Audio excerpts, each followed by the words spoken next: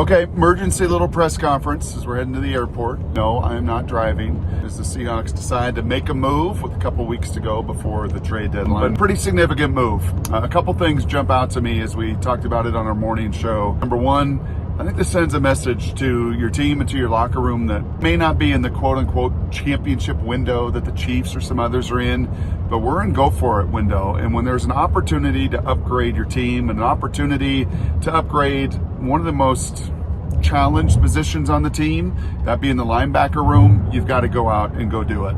Obviously, linemen and offensive linemen are hard to find, very difficult to move. Really good, productive ones typically don't leave teams. But to go get a linebacker from a team in Tennessee that is clearly out of it, clearly in sell mode, and to add to one of the weaker, if not the weakest position group with O-line on this roster, that sends a very clear and direct message to the guys on the team that we're not going to stand by. We're not going to keep playing some poor football and poor run defense in particular. Let's go address it. This guy, Ernest Jones, is really physical.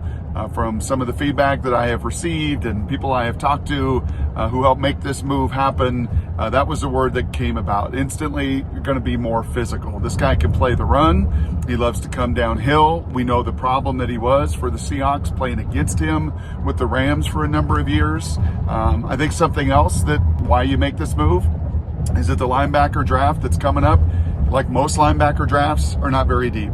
It is a position of need across the league, and unlike wide receiver or quarterback or running back or safety or corner, you can find those guys in the draft to some levels of depth.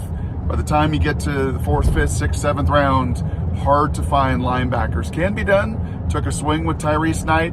He's raw. He's not as developed. He's got some work to do to really be a difference maker down the road. So this is also, I think, because this upcoming draft is one that just doesn't have the depth that you want.